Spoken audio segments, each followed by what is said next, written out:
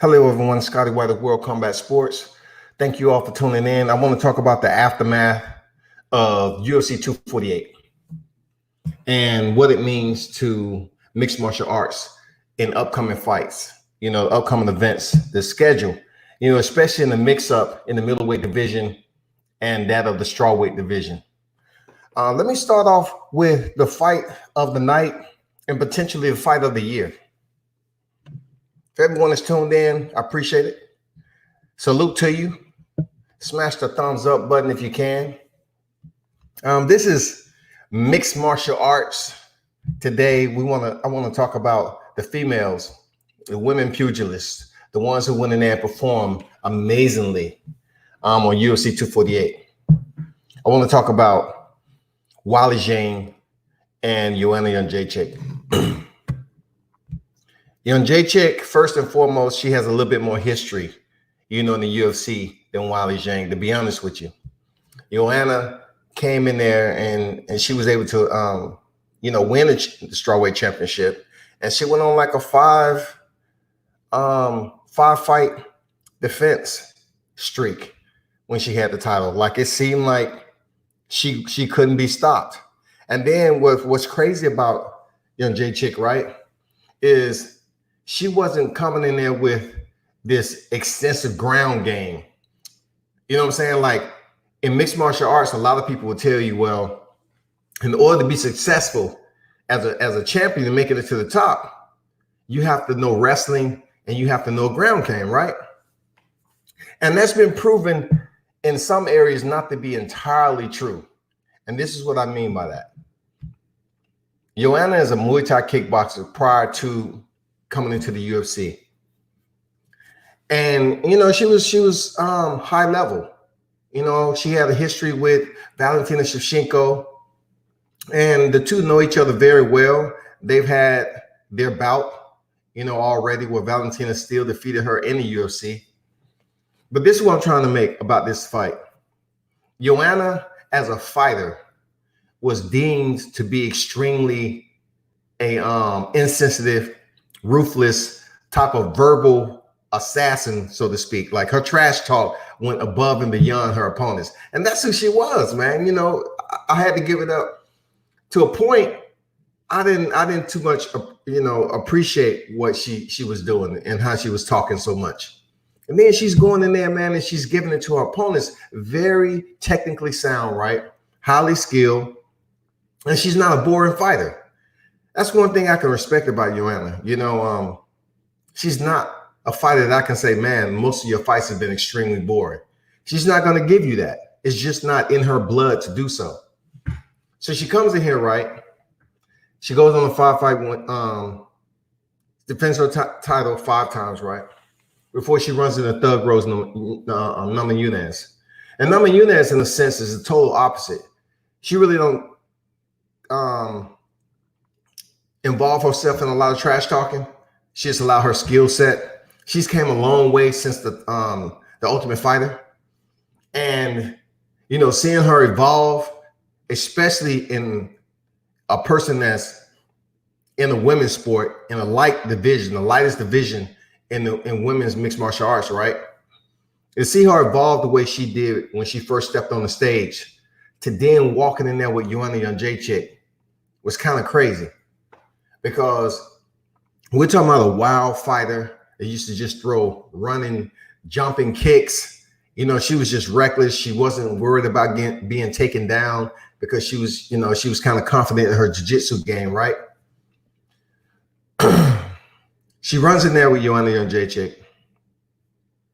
After all the personal jabs, talking about her mental health issues, just really digging in the heart of Namajunas. And this, to me, was just like Conor McGregor crossing the line with Khabib Nurmagomedov. And Namajunas took it.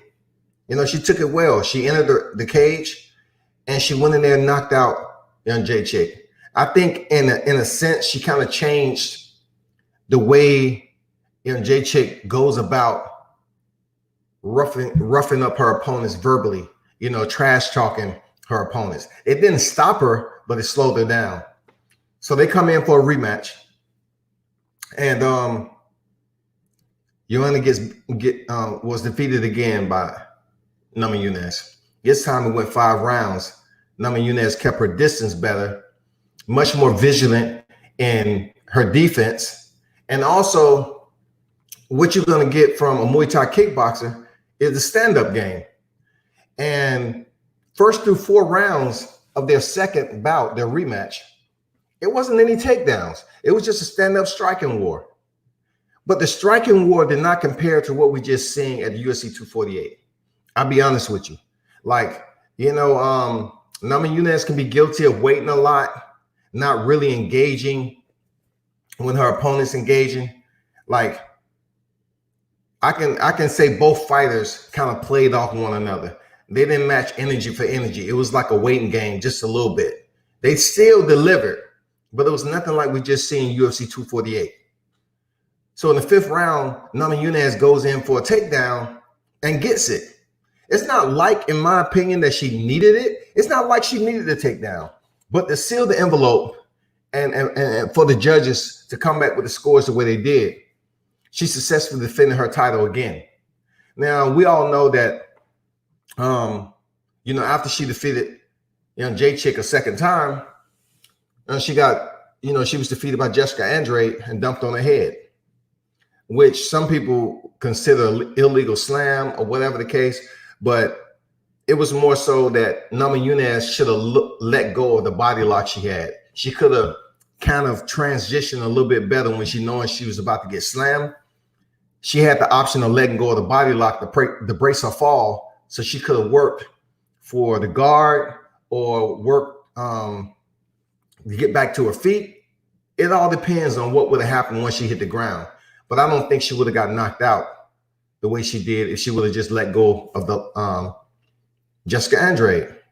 But leading to this fight, right, Jędrzejczyk comes back around to the new champion. She comes back around to a champion who came in the UFC around August 2018. Chinese fighter, don't too many people know about.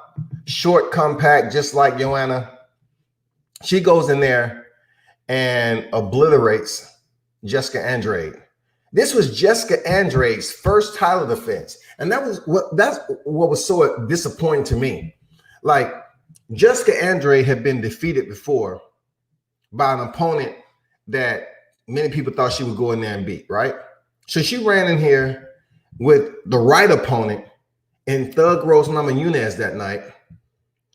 Even though Thug Rose was having some success, Andrade was able to get in on her, get in close, get in the clinch, and use her strength. And then, you know, she ended with the slam. In this particular case, when she faced Weili Zhang, we're talking about Jessica Andrade and Weili Zhang, right? Weili Zhang met power for power. That's exactly what she did. She met power for power. She's like, you know what? This is my time. This is how I'm feeling. There's no way you're going to bulldoze me. And, you know, you never had a Chinese champion. So it's a lot riding on Weili Zhang to come in there and get it done, get the business done. So when Andrade initial push over to Weili Zhang with her offensive pressure, Weili Zhang met it with ultimate resistance and applied it to her own, that she was that much stronger. When she dropped Jessica Andrade, she ended it with punches and she became the strawweight champion. As Jessica Andrade wasn't even able to like defend her title once successfully. So what does this say leading into this fight? Joanna was defeated by Rose, who was defeated by Jessica Andrade, who was defeated by Weili Zhang. So now Joanna gets another chance to come back in there and get the title. If she was successful UFC 248, she would have been the first one to come back at that division and regain her title. What I can say about this fight, man, it was absolutely a technical mastery of these two fighters. There were, 2 or 3 takedowns by Weili Zhang, but, you know, I was amazed at what happened after the takedowns. But let's get to the first round. Both came out to the center of the cage, man. I think Joanna kind of commanded that authority first. And both of the women engaged. It was punching, kicking, somewhat like a kickboxing match, you know, a Muay Thai match. The rhythm was good.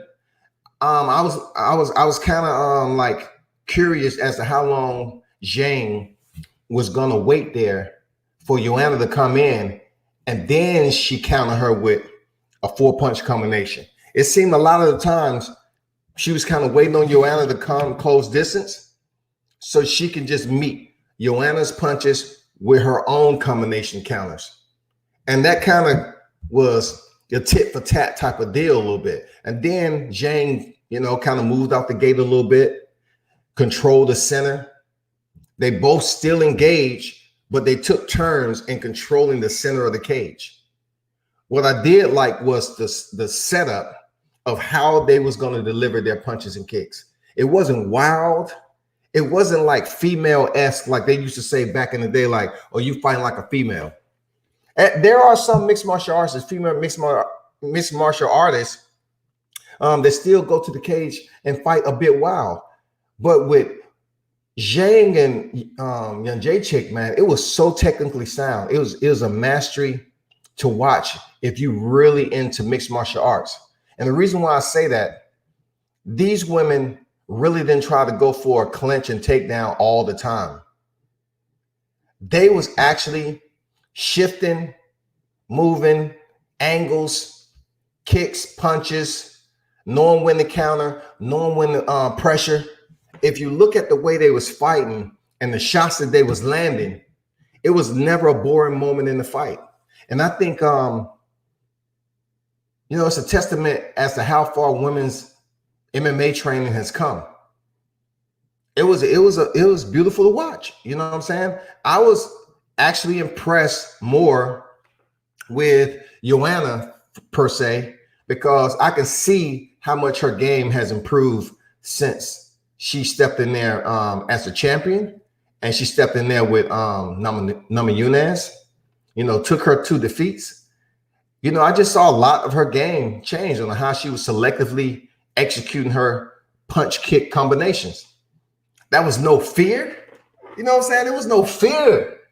These women went in there and showed that women can headline as men. Now, I'm not saying it's like one of the best women's bouts I ever seen in mixed martial arts. I can't say that. But I'm saying in that division for this particular 2020, you know what I'm saying? And in the championship, I'm talking about a championship fight, they have to be up there in the top 2 for women's division. For women's MMA, they have to. Because I'm just looking at the punishment that they was able to take. And I'm totally against taking punishment. Like, my mindset for boxing, vice mixed martial arts is different because you have different equipment, you have different size gloves or whatever. And plus you have multiple variables in order for you to receive and administer punishment to your opponent. So I look at it in a sense like my concerns are different than boxing than it is in mixed martial arts. Both of these women was taking punishment, but it wasn't like they was just sitting in one spot to wait on the punishment to come to them. It's just like they was taking punishment in a technical battle. You know, like we're talking about 4-punch combinations ended with kicks. You know what I'm saying?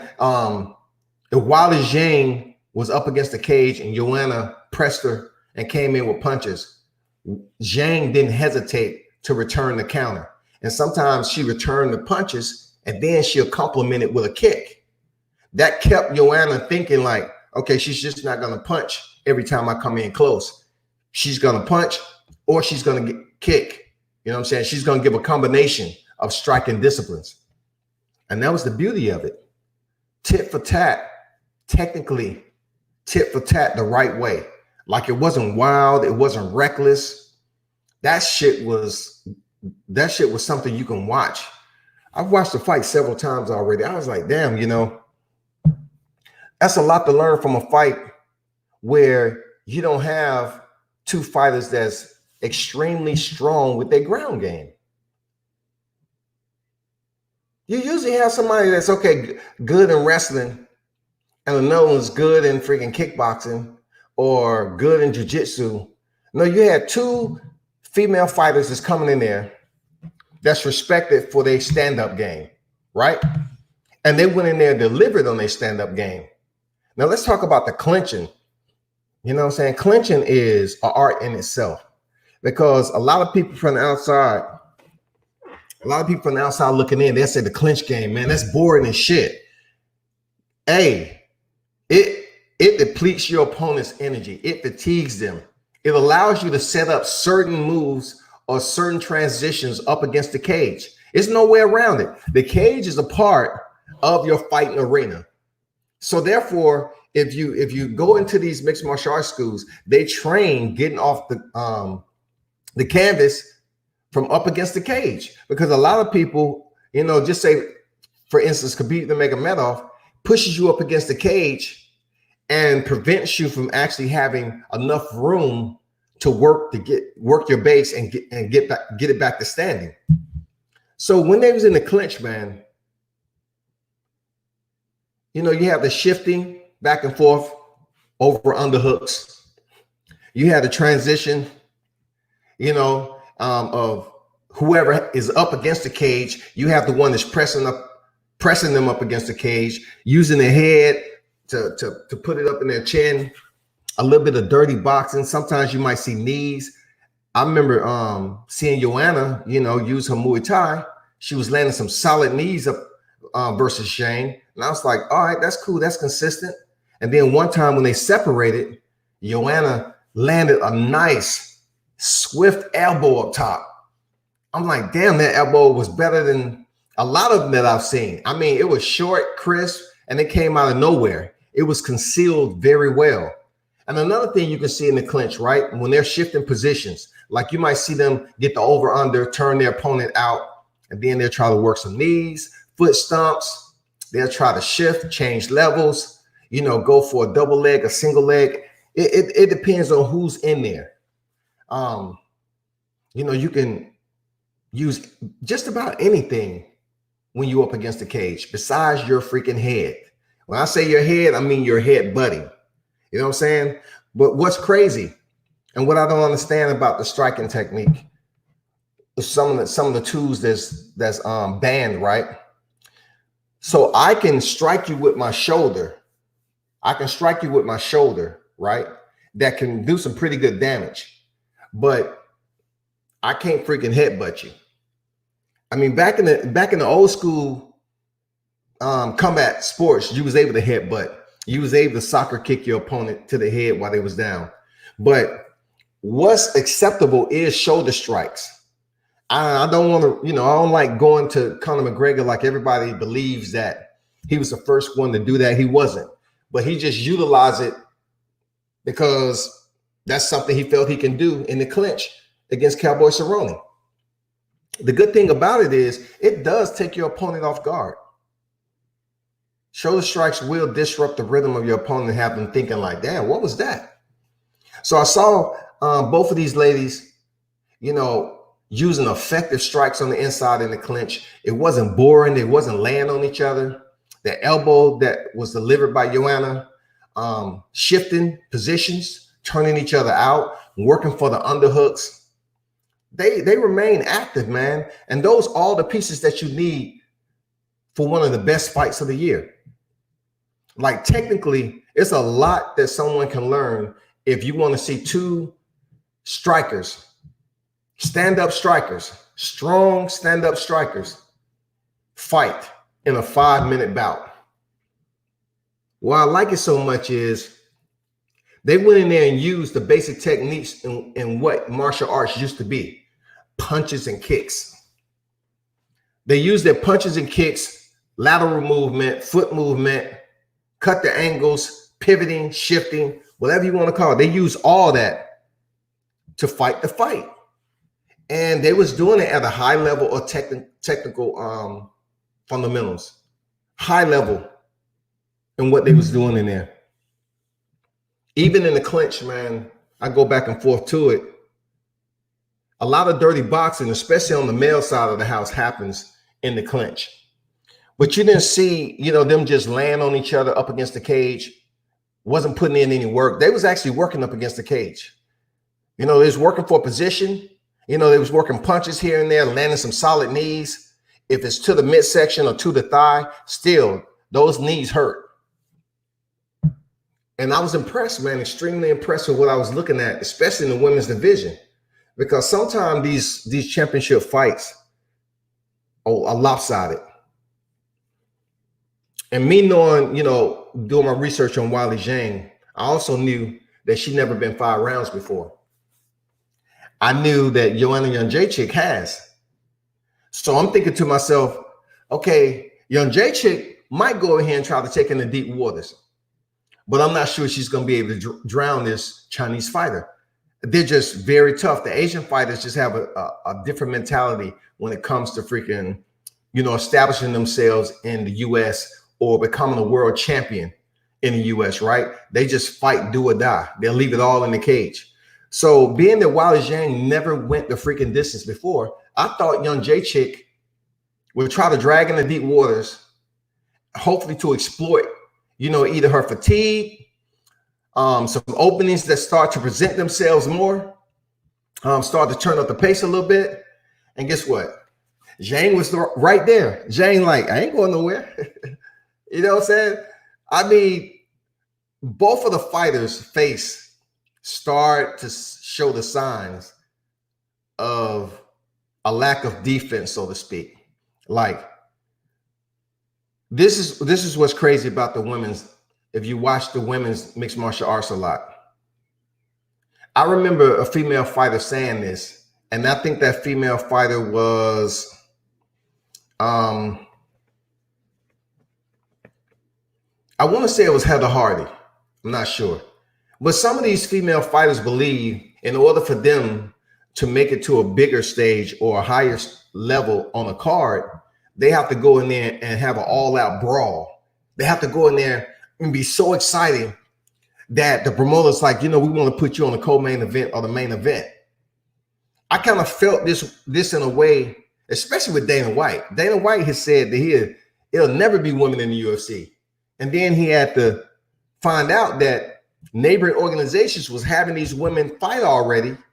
And these are some high-level, top-tier global athletes that was competing outside the UFC.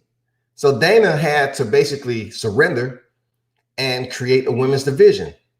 Now, what I'm saying about Jędrzejczyk and Zhang is I think they took a little bit more punishment than they needed to. But the fight was so technical, and it was a championship fight. They just gave the fans what they wanted. They just basically said, you know what? It's all or nothing. And in the fourth, I think in the end of the third, fourth round, you start to see the hematoma rise on Jędrzejczyk's forehead. She even started to look unrecognizable. And that's because Jędrzejczyk is known to stand on center a lot of the times, and she would basically take punches to give her punches. And in the process of giving her punches, she would take punches, right? And that was very evident in UFC 248. Jędrzejczyk, she was coming in with her combinations, and she was automatically getting that resistance. And once Zhang saw her forehead swelling up, man, she landed some solid right hands. I mean, Joanna Jędrzejczyk head was freaking, it could have been a pineapple, a cantaloupe. That was the biggest target that Zhang could even look for. Hey, look, she could have landed on that head with her eyes closed. Believe me when I tell you. And like Zhang could have threw a right, left hand, whatever she wanted to do, man, and she would have hit Jędrzejczyk in the head because her forehead, the hematoma was massive. And then you look at Zhang, her eyes were swelling up, different type of mass. She had swelling around the eyes, because Joanna was landing too. And when the fight went into the fifth round, these ladies were still going back and forth, exchanging, still trying to gain, how you put it, they were still trying to gain the momentum. For the fight fans that was tuned in, I don't think they believed that either one of them would stop the fight. It was one of those fights like early on when they get to the first of the 3 rounds, she's like, okay, this is a nice fight. This is intense, it's technical, and it's going to be a war. And then when you get to the 4th and 5th round, a lot of fans may say, okay, will we get the knockout? Will we see the knockout? Will there be a submission? And for those that tune in will have known that it's not going to happen. We're just going to see two fighters with enough power to go back and forth, touch each other, land their effective punches and do damage, but no one was going to land anything significant for a knockout. So, in the later rounds, man, Zhang was able to get some takedowns, which helped her, especially in the championship fight. It helped her, and she retained her title. Now look at it like this.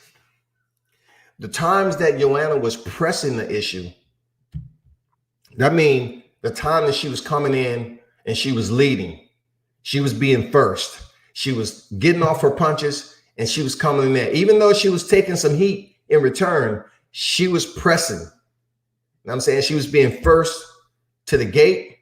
And when she came inside, she was throwing punches and then landing some kicks, right? So when the decision came down, a lot of stuff went through my mind. I'm saying, like, okay, who are they trying to see at this point in time? Who means what to the organization? Does Zhang mean more, being the first Chinese champion? Is she more exciting? Is it more out there for her to face a bigger name next? Because I kind of thought the more effective scoring, in my opinion, consistently came from Joanna. That's just me. I just thought the more consistent striking allowed Joanna to earn a decision victory over Zhang. And then again, I have to turn the corner and be honest with myself. It's sometimes you don't expect that much more from the judges, because the judges in mixed martial arts, a lot of the times they're the same judges who grade boxing. So you take those judges who grade boxing, they're not going to understand sitting there what exactly is on the film that's playing out. What is the action all about in front of them? You might say to yourself, well, they grade boxing, they shouldn't know how to grade mixed martial arts. It's totally different, man. Like, it's absolutely totally different. It may be easier for a boxing judge to grade a fight like this because most of the time it was standing. But then again, when Zhang was able to get the takedowns, they may not have seen that as anything except, okay, we have an opportunity for a takedown. She got the takedown, but nothing truly happened. But she's the champion. So she pushed to switch it up a little bit and get the takedowns. So we might give her a little bit more credit. You know what I'm saying? She's a champion. She went in and switched it up, changed levels, got the takedown. She's doing a little bit more than Joanna. But then you might ask somebody else that follow the sport. They say, well, how much damage did she do when she got the takedown? Did the takedown even matter if she didn't do any significant damage to her opposition? So you have to weigh heavy on the people who's looking in through the cage, if they're paying attention to how valuable the takedowns are, if any punishment is administered, how long are they able to hold that opponent to the ground? You know what I'm saying? I mean, what all factors in to scoring that particular fighter for that takedown? I mean, we've seen that in the Dominic Reyes fight with John Jones. He was able to get a takedown in the 4th and 5th round, but he didn't do anything with it. But yet people was like, he got the takedown. So again, as I say, when you got boxing judges, are you giving, just because somebody get a takedown, are you giving them extra points? It's not a 10-8 round because of a takedown. I mean, how many inches are you giving them extra to say, you got 2 takedowns during that fight? But then again, if another fighter is landing punches just as much that force that fighter to go in for a takedown, which one are you going to favor the most? That's all I'm saying. I mean, Mixed martial arts is still evolving as we know it, especially with the judges. You know, it's just so many facets to the sport that you have to have individuals that are willing to study to be able to grade it. And hold on for a second. I'll be right back.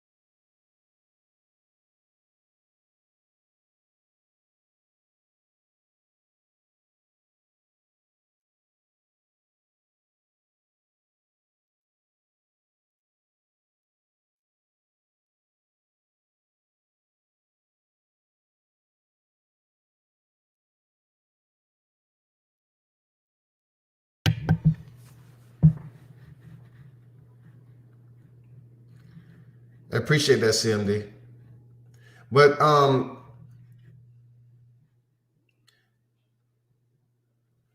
in closing, I just wanted to go through that process of, you know, the men's division and how all of that played a factor as far as you know, the ranking systems with the middleweight, and then what we're going to see in the men's light heavyweight division. Really the only two divisions that has two fight potentials. You know what I'm saying? Two freaking fight potentials.